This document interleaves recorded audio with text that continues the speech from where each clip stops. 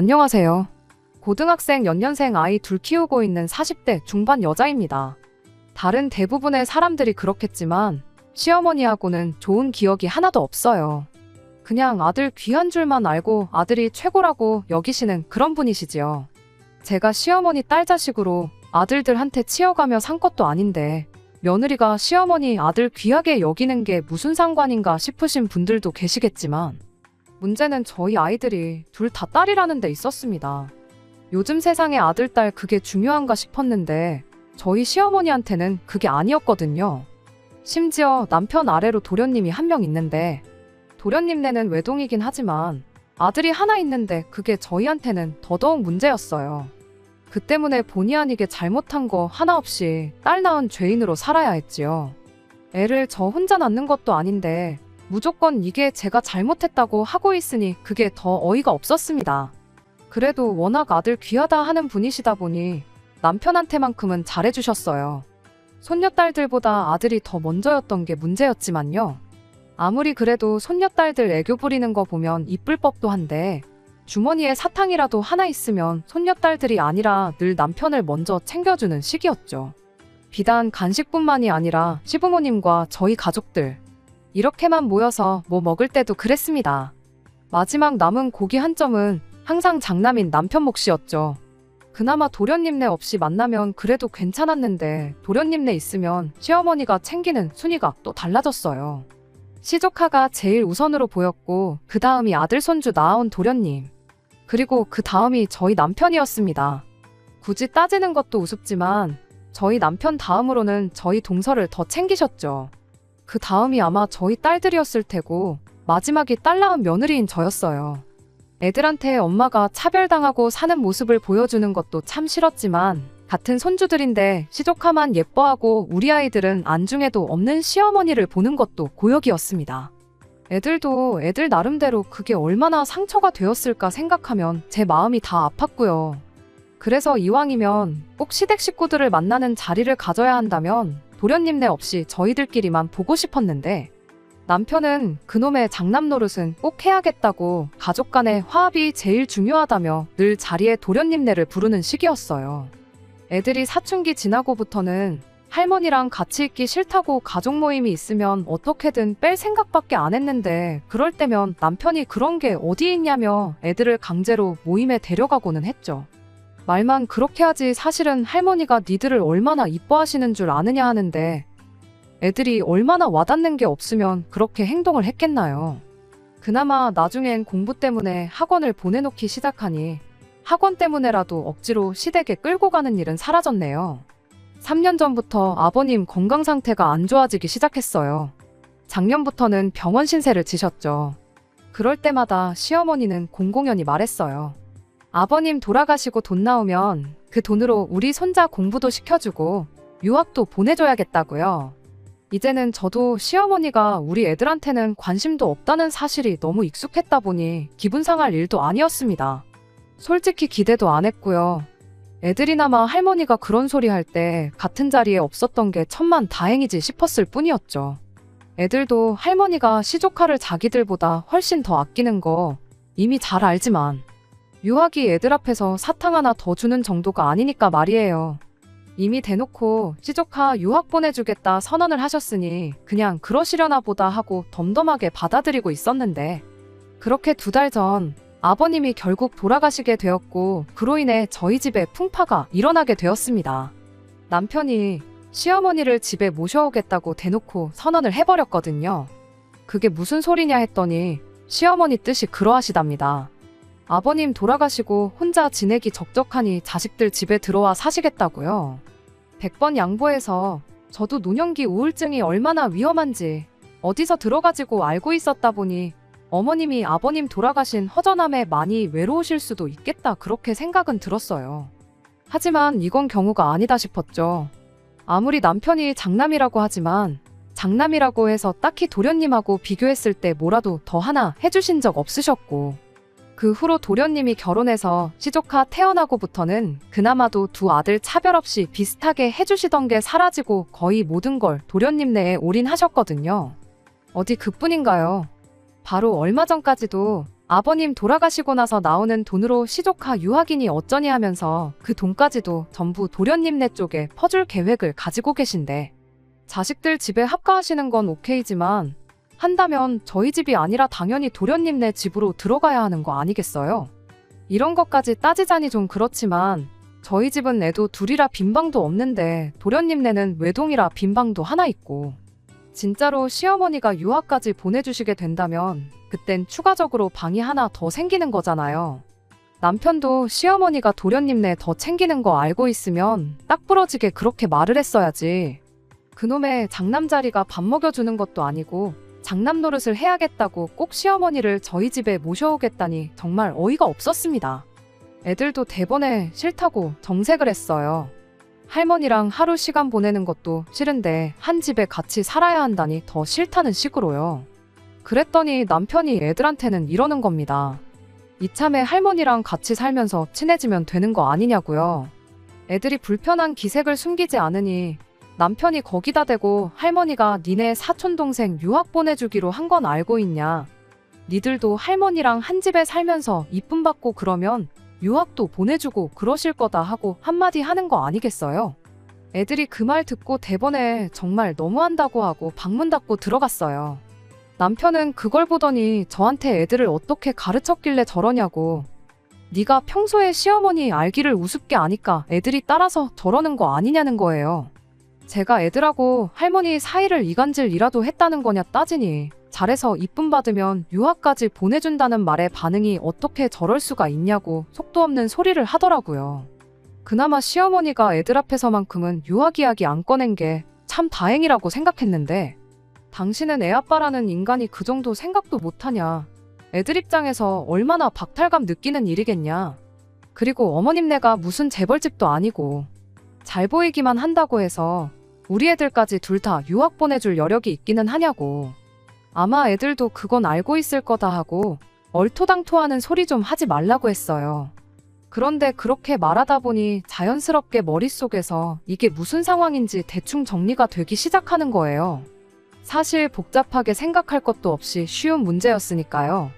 저희 시어머니 연립주택에 방 2칸짜리 집 얻어서 전세로 살고 계시거든요. 아버님이 숨겨놓은 재산이 있는 것도 아닐 테고 보아하니 아버님 돌아가시고 받는 보험금을 당신 노후자금으로 쓰는 게 아니고 그 돈으로 시조카 유학을 보내주겠다는 게 아닐까 싶고, 그렇게 되면 당연히 노후자금 쓸 돈이 없으니 전세금 빼가지고 그 돈으로 장남 집에 들어와 살려는 계획이구나 하는 생각이 들었어요. 퍼즐이 하나로 맞춰지듯 모든 게 딱딱 들어맞는 상황이었죠. 그 와중에 왜 도련님 집을 두고 굳이 우리 집으로 오시겠다 하는지는 모르겠지만 이게 아니고선 난데없이 남편이 시어머니를 모시겠다고 하는 게 설명이 되지 않았습니다. 아무튼 저는 그렇겐 죽어도 못한다고 반대를 했어요. 할머니가 불편해서 싫다는 애들도 애들이지만 일단 제가 모시고 살기 싫었거든요. 뭐 좋은 추억이 있다고 모시기까지 하겠어요. 지난 20년 가까운 시간 동안 시어머니가 저를 딱히 좋아라 해준 적도 없었고, 말씀드렸다시피 대를 이어줄 아들 손주가 시동생내서 태어났을 때부턴 아주 사람을 있는 대로 죄인을 만들었는데, 아버님 돌아가신 거 생각하면 참 안 된 일이고 어머님도 마음이 허전하긴 하시겠다 싶지만, 모시는 건 별개의 일이고 또 모신다고 하면 아무리 생각해도 지난 15년 가까운 시간 동안 아들 손주 낳아왔다는 이유로 시부모님한테 뭐라도 하나씩 더 챙겨봤던 시동생네가 모시는 게 당연하다는 생각은 변함이 없었습니다. 그래서 남편한테 다시 정확하게 말했어요. 내가 모시고 살고 싶지가 않다고요. 꼭 어디 가셔야겠으면 동선에 가 있으시라 전해라, 그렇게 남편한테 말했더니 남편이 제 앞에 개거품을 물면서 너부터가 시어머니를 모시기 싫어하니 애들까지 덩달아 할머니를 미워하는 게 맞다면서 뭐가 힘든 일이냐고 저한테 고래고래 소리를 질러대기 시작했습니다. 어머니가 앞으로 살아봐야 얼마나 더 사시겠냐고, 여지껏 자식들을 위해 희생만 하셨으니 이젠 자식들이 효도해야 하는 게 맞는 거 아니냐면서요. 어머니가 어디 아프셔서 병수발을 들어야 하는 것도 아니지 않냐, 그냥 밥 차릴 때 밥 한 공기 더 뜨고 숟가락 젓가락 하나 더 올리면 되는 거고, 빨래도 3, 4일에 한 번씩 몰아서 하는데 온 가족 세탁물 한 대 모아다 세탁하는 건데 어려울 게 뭐가 있냐는 거예요. 막말로 제가 전업주부였다면 그 말에 듣는 흉내라도 내줬을 텐데 똑같이 맞벌이하는 입장에 집안일도 육아도 그동안 거의 저 혼자 다 했는데 집에 입 하나 더 생기는 거지 크게 달라지는 건 없지 않냐는 식으로 말하는 남편을 보니 어이가 없어서 말도 똑바로 나오지 않았어요. 그렇게 쉬운 거면 도련님네가 모셔도 되는 거 아니냐고 그동안 우리가 시어머니한테 뭐 하나 제대로 받은 것도 없고 대접받은 것도 없는데 왜 그렇게 모시지 못해 안달이 났느냐고 따졌습니다. 그런데 그제서야 남편이 눈물까지 보이면서 바로 그게 이유라며 자기가 그렇게 시어머니를 모시고 살고 싶어하는 그 이유를 말해왔어요. 지난 과거 저희가 결혼하기 전에도 남편이 알게 모르게 시어머니한테서 도련님과 차별을 받아왔었답니다. 그 와중에 또 둘째가 외탁이라고 해서 둘째를 좀 더 편애를 하셨나 봐요. 그게 또 남편 어린 마음에는 나름 상처 아닌 상처였다고 해요. 그러다 알고 계신 대로 시동생네가 결혼을 하고 아이를 낳고 하면서 우리는 안겨드리지 못한 아들 손주까지 안겨드리자 그 후로는 아예 자기는 시어머니로부터 완전히 아웃이 되었다나요. 자기도 속이 없는 게 아닌데 어머니가 우리 애들 조카랑 두고 차별하면 얼마나 마음이 아팠는 줄 아느냐 하면서 찔찔 짜고 있는 겁니다. 그렇게 잘 알고 있으면 그럼 더더욱이 시어머니가 우리 집이 아니라 도련님네로 가야 하는 거 아니냐고 했어요. 당신 또한 좋은 추억이 없다면서 왜 굳이 시어머니를 우리 집으로 모시자고 고집을 부리는 거냐고 따졌더니 그 말에 남편이 한다는 소리가 이 기회가 어떻게 보면 어머니 생각을 고쳐먹게 만들어줄 마지막 기회나 마찬가지라는 겁니다. 그러니까 아버님이 돌아가시고 정서적으로나 경제적으로 힘들어하실 시어머니를 선뜻 우리 집에 모셔오면 시어머니도 그동안 너무 둘째네만 챙겨주고 편애했던 걸 조금은 후회하고 생각을 고쳐먹지 않으시겠냐는 거예요.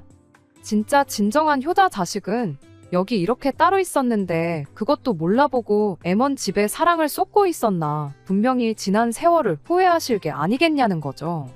자기도 같은 아들로서 인정받고 싶다고 어떻게 보면 이게 마지막 기회라고 부탁 좀 한다는 겁니다.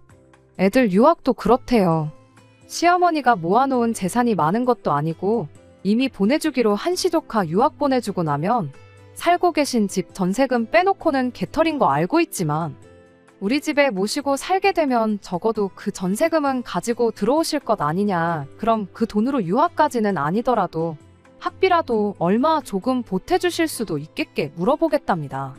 연애할 때는 물론이고 여지껏 아무리 슬픈 영화를 봐도 눈물 한 방울 찔끔 흘리는 걸 보여준 적 없는 남편이 저렇게 서럽게 말을 하고 있으니 얼마나 진심인지 다 느껴졌어요.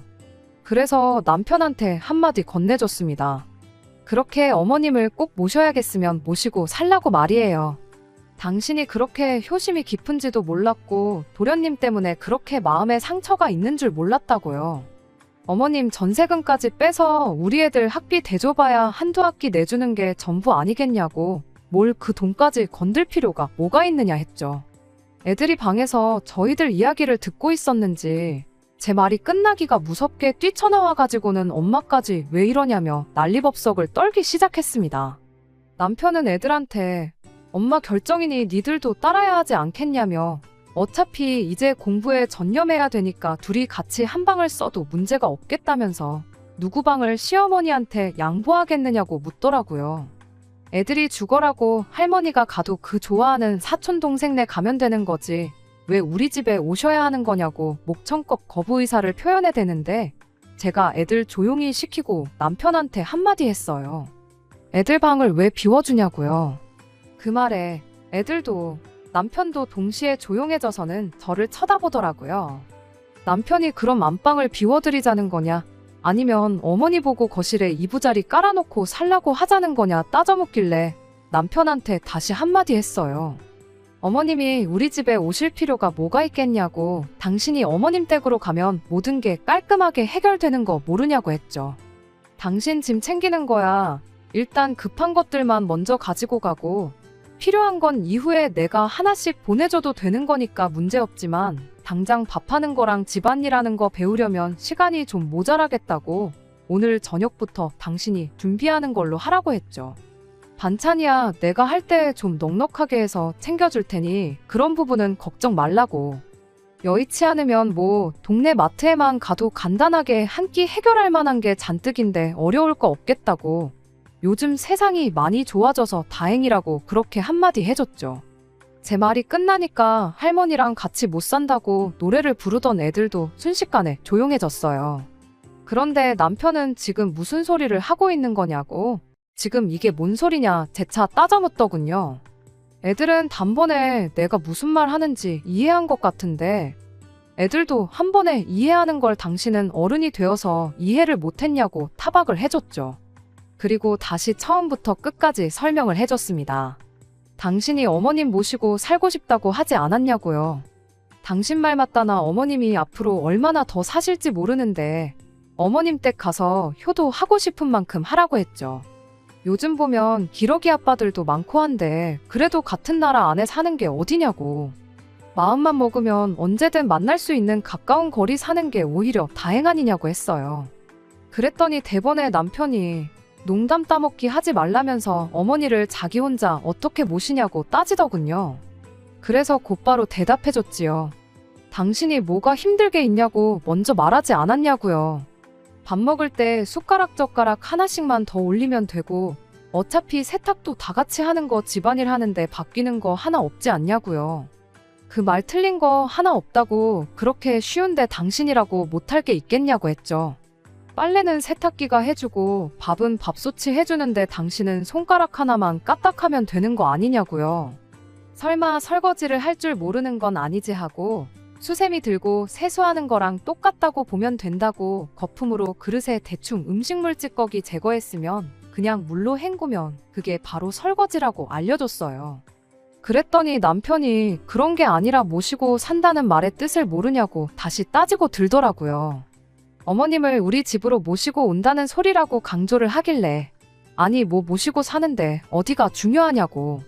이 집에서 당신만 모시고 싶어 하는 것 같은데 같이 살기 싫은 사람 셋이나 있는 집에 어머님 모시고 와봐야 어머님도 불편하고 우리도 불편하지 않겠냐 했어요.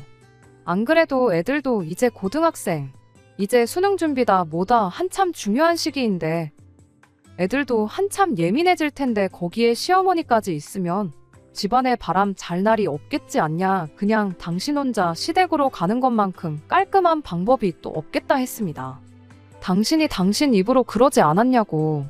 어머님한테 진짜 효자로 인정받고 싶다고. 진짜 효자를 두고 엄한 둘째한테 잘해줬구나. 다시 생각하게 만들어주고 싶다고 하지 않았냐고요. 혼자 된 어머니 모시겠다고 처자식까지 내치는 것만큼 그 진심을 보여줄 방법이 또 있겠냐고 그렇게 되물었죠. 제 말이 끝나고 남편의 반응을 보니 남편은 잔뜩 똥 씹은 얼굴을 하고는 씩씩거리면서 아무 말도 하지 못하고 있었어요. 나는 어머님한테 이제 와서 진짜 며느리로 인정받고 싶은 마음도 없고 혹시나 나보고 대신 시어머니 모셔달라고 꺼낸 이야기였으면 그냥 여기까지만 하고 말라고 마지막으로 한마디 했죠. 남편도 자존심이 있으니 이 상황까지 와서 내가 대신 모셔주는 게 아니면 시어머니를 모실 생각이 없다는 말을 하기가 그랬나 봐요. 당장 월요일 돼서 출근할 때 필요한 것들이랑 차키 챙겨가지고 나가더라고요. 차야 당장 없으면 불편하겠지만 시어머니 모시고 사는 것만 하겠나요? 요즘 렌트카도 얼마나 잘 되어 있는데 급하면 그거 빌려다 타면 되고 맞벌이 중인데 제가 벌이가 없는 것도 아닌지라 여차하면 그냥 중고차라도 한 대 뽑으면 그만이다 싶었네요. 애들도 처음엔 아빠가 저러고 나가니까 조금 당황하는 눈치였는데 막상 또 할머니랑 한 집에 살게 될 수도 있다 생각하니 도저히 그럴 수는 없었는지 차라리 잘 됐다 하더군요. 애들 딴에도 남편이 저러다 말겠지 하고 며칠 지나서 아무 일도 없었던 듯 돌아오려나 싶었나 봐요.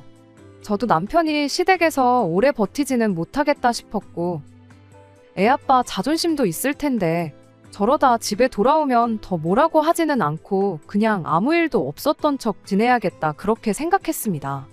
자기가 잘못 생각했다, 미안하다느니 시어머니 모시고 살자는 말은 두 번 다시 꺼내지 않겠다 그런 사과조차 받을 생각도 없었어요. 그런데 또 그런 저의 예상이 보기 좋게 빗나가고 말았습니다. 그렇게 짐 싸서 시댁으로 향한 지 정확히 3일 지나서 남편이 집에 돌아오기는 했어요. 그런데 혼자 돌아온 게 아니고 시어머니를 기어이 집에 모시고 왔더라고요. 시어머니가 곧 죽어도 나는 이 집에서 살아야겠다, 배째라 하고 들어놓으면 어쩌나 싶었는데 다행이라고 해야 하나. 우리 집에서 살겠다고 쳐들어온 게 아니라 이기적인 며느리 기강 한번 제대로 잡아주려고 오신 거였죠.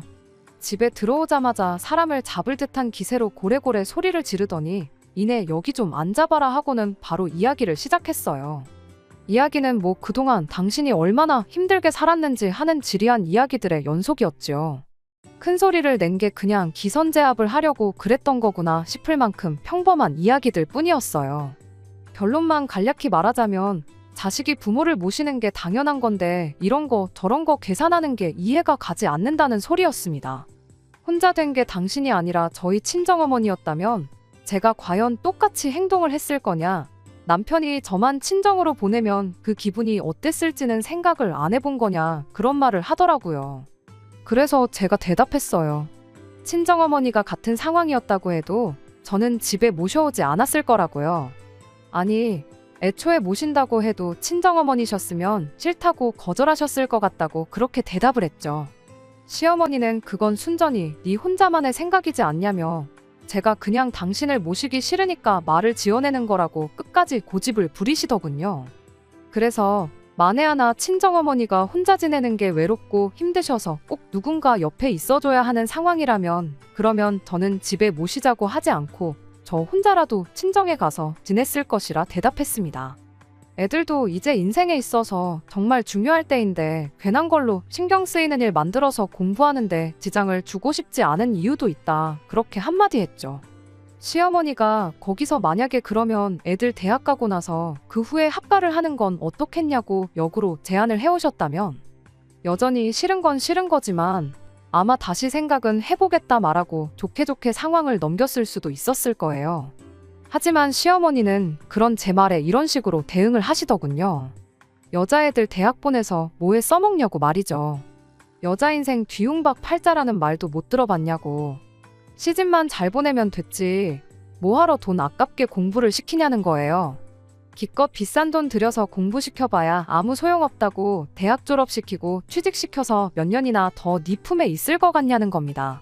시집가면 남의 집 사람 되는 건데 공부시켜봐야 남 좋은 일 시키는 거라고요.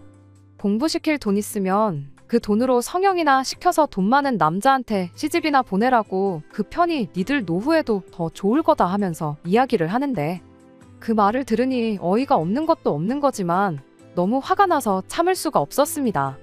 그 와중에 아빠라고 있는 게 아무리 자기 어머니라도 그렇지 자기 자식들을 그런 취급하면서 악담이나 마찬가지인 소리를 늘어놓고 있는데 아무 말도 안 하고 옆에 있는 게 그렇게 꼴보기 싫을 수가 없었어요.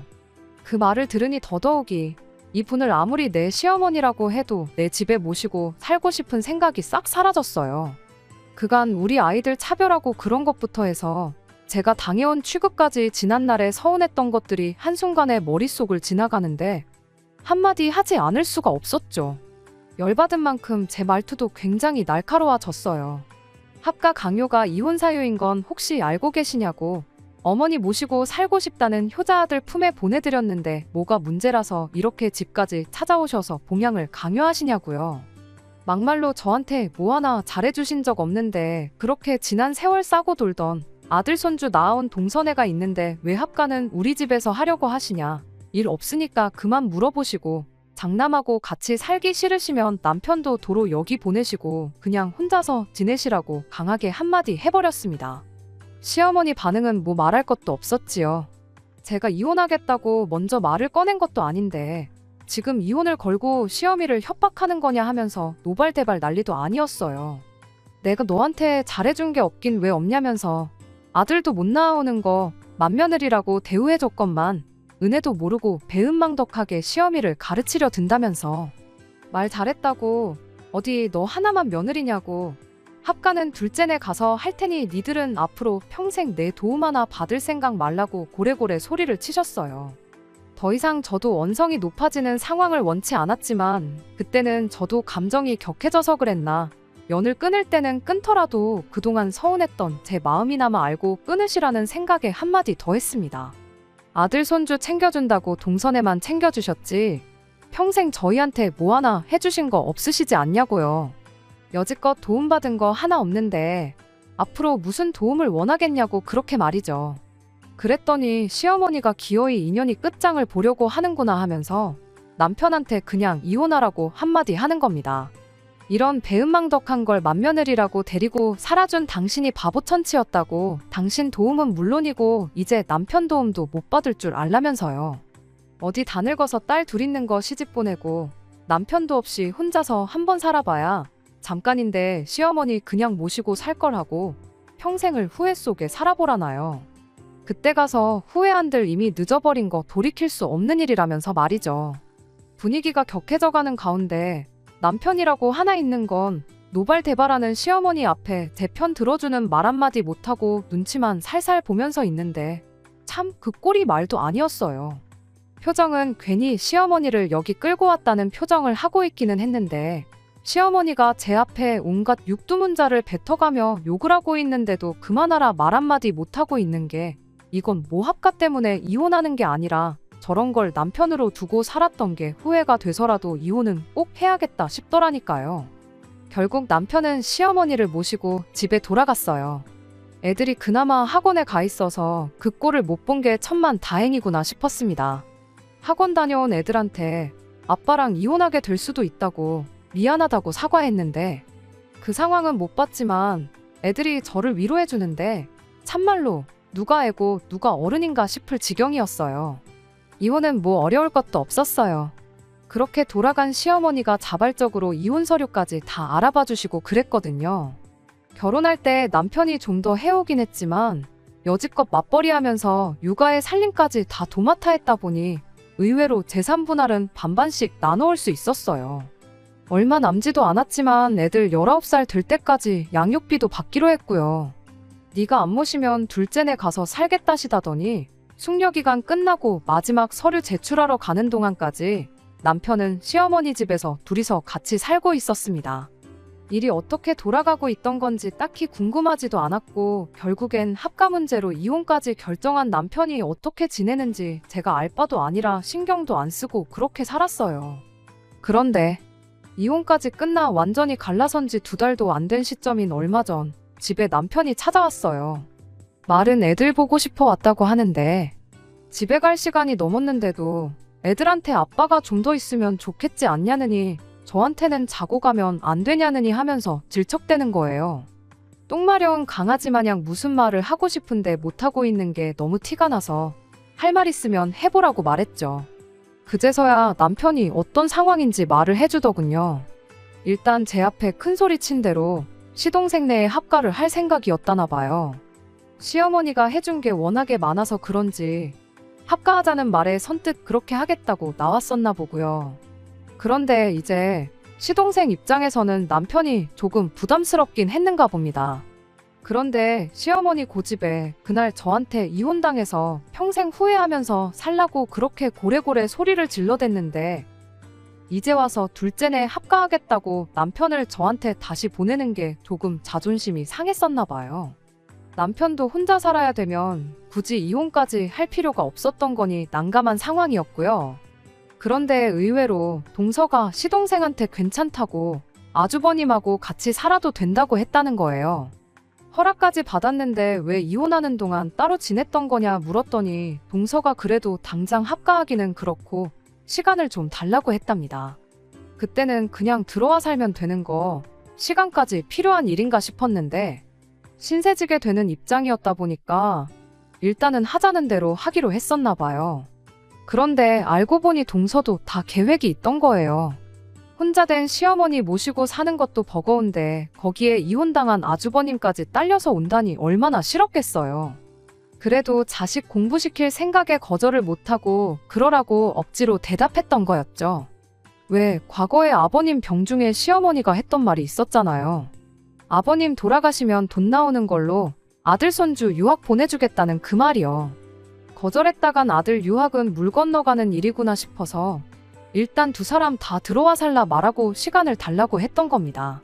그리고 시어머니와 남편이 시동생 집에 들어가게 되었을 때 시간을 달라고 했던 말의 의미를 알게 되었던 거죠. 동서가 시조카 데리고 같이 미국으로 가버렸거든요. 유학 자금이야 시어머니가 주기로 했으니까 도련님 기러기 아빠 만들어 놓고 그렇게 한국에 아들만 남겨놓고 보호자 자격으로 아이 데리고 같이 유학길에 올라버린 거죠. 귀하디 귀한 아들 손주 미래를 위한 일인데 거기다 대고 동서한테 당장 집에 돌아오지 않으면 애 유학도 없던 일이다 말도 꺼낼 수 없었다 보니 속수무책으로 동서의 계획에 당해버리고 말았던 거예요. 말년에 며느리 효도받으면서 편한 노후를 계획했던 시어머니는 졸지에 이혼당한 아들 하나, 기러기 아빠 된 아들 하나, 두 아들을 다시 품에 끼고 살게 돼버린 거죠. 애가 아직 중학생이니 대학교까지 생각하면 못해도 거의 10년은 더 있어야 할 텐데 솔직히 그때 가서 동서가 한국 돌아와서 시어머니를 모시고 살지도 모르는 일이었죠. 거기까지도 까마득한데 미국에서 애 10년 공부시키는 돈이 또 보통 많이 드는 일인가요? 시어머니가 해주기로 하긴 했지만 솔직히 아버님 보험금 나온 거 가지고는 택도 없는 액수였죠. 전세금까지 뺀다고 한들 1년치 학비랑 생활비 하고 나면 남는 것도 없을 텐데요. 그런데 그 와중에 시어머니가 남편한테 그랬답니다. 우리 애들 양육비 주는 거 끝나고 나면 시조카 유학비용도 같이 대라고요. 그리고 그때 돼서야 남편이 정신을 차렸나 봐요. 조강지 쳐버리고 자식 새끼 버리고 효자가 되는 길을 택한 게 잘못되었다는 걸 그때가 돼서 깨달은 거죠. 어머니 부양한다고 내 자식 버려두고 동생 자식 유학 비용을 내주게 생겼으니 무슨 생각에 이혼할 때까지 정신 못 차리고 그 길이 옳다고 생각하고 밀고 간 건지 자기도 이제 와서 후회가 된다는 겁니다. 이제 두 번 다시 시어머니 모시고 살자느니 하는 헛소리 안 하겠다고 다시 재결합하면 안 되겠냐고 울고불고 매달리는 거예요. 애들도 보고 있는데 무슨 대답을 해야 할지 정말 머리가 다 아파왔어요. 그래도 일단 아닌 건 아닌 거다 싶어서 자고 가겠다는 남편에게 나중에 다시 이야기하자 한마디 해주고 집으로 돌려보냈습니다.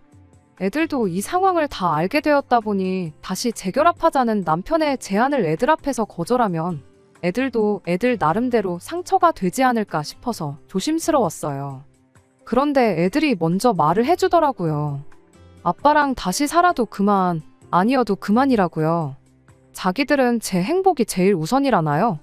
그동안 자기들도 할머니한테 딸 손주라고 대놓고 차별당하면서 동시에 아들 못 낳아온 며느리라고 자기 엄마가 할머니한테 당해온 걸 보고 자라왔고 그러는 와중에 남편이 단 한 번도 제 편을 들어줬던 적이 없던 걸 너무나도 잘 알고 있다 보니 거기에 그것도 모자라 할머니 모시고 살겠다는 고집에 이혼까지 선택했는데 다시 합친다고 한들 제 인생이 행복해지지는 않을 것 같다는 거예요. 아빠를 생각하면 합치라고 하는 게 맞지만 엄마 생각하면 그게 아니라고. 적어도 아빠는 아빠 스스로 할머니를 선택한 거 아니냐, 다시 합치겠다는 것도 우리 때문이라기보단 그 와중에 사촌동생, 그러니까 시조카 유학비부터 챙기는 할머니한테 실망해서 다시 돌아오고 싶다는 건데 돈 문제야 그쪽에서 그쪽 사람들끼리 다시 이야기하면 되는 거 아니겠냐. 그것만 아니면 아빠는 그 집에서 행복할 수 있는데 엄마는 혼자 사는 게 더 행복한 거 아니겠냐 하고는 어떤 결정을 해도 자기들은 제 편을 들어줄 테니 부담 갖지 말고 제 마음이 가는 대로 선택하라고 그렇게 한마디 해주대요. 복잡한 제 머릿속을 다른 사람도 아니고 아직도 애들이라고 생각했던 우리 딸들이 정리해줄 줄은 저도 생각 못했어요. 그렇게 한 3일 정도 혼자 생각을 하다가 결국 남편한테 다시 살림을 합칠 생각은 없다고 말했습니다. 남편은 몇 번을 저한테 다시 생각해보면 안 되겠냐, 정말 미안하고 자기 선택을 후회한다며 몇 번을 사과했어요. 그렇게 지금은 그냥 달에 2-3번씩 아이들하고 같이 해서 만나는 정도로 지내고 있습니다. 이야기 들어보니 그래도 시어머니가 밥은 챙겨주신다 하네요. 처음에는 이제 좀 편해지나 했더니 아들을 둘이나 돌려받을 줄은 몰랐다면서 며칠을 알아놓으셨었다는데 그래도 아들을 최고라 여기시는 분인데 당신 자식들 굶는 꼴은 볼 수가 없었는지 아직도 툴툴대시긴 하지만 끼니는 꼭 챙겨주신답니다. 그 또한 자업자득이라 생각해요. 며느리 부려먹으면서 편한 노후를 보내려다가 그 벌을 달게 받은 거 아니겠나요? 남편도 어차피 차려주는 밥 얻어먹을 거면 그 효심에 다 늙은 어머니 고생시키는 것보다야 저한테 얻어먹는 편이 더 나았을 거 아니겠나요?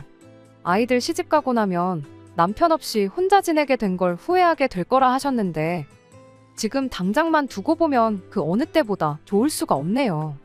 아마 그럴 일은 없겠지만 나중에 가서 남편과 다시 재결합을 할 수도 있는 거고 제 인생에 혹시나 새로운 인연이 찾아올 수도 있는 거고 아니면 혼자 지내더라도 후회 없이 행복한 노후를 즐기고 있을 수도 있는 거 아니겠나요? 앞일이 어떻게 될지는 모르지만 자업자득이라는 말이 괜히 있는 게 아니라는 걸 깨달은 지금 적어도 후회 없는 삶을 살기 위해 하루하루 최선을 다해서 살아볼 생각입니다. 끝까지 들어주셔서 감사합니다. 오늘의 사연은 여기까지입니다. 구독과 좋아요, 알람 설정 부탁드리고 더 좋은 사연으로 다시 찾아뵙겠습니다. 감사합니다.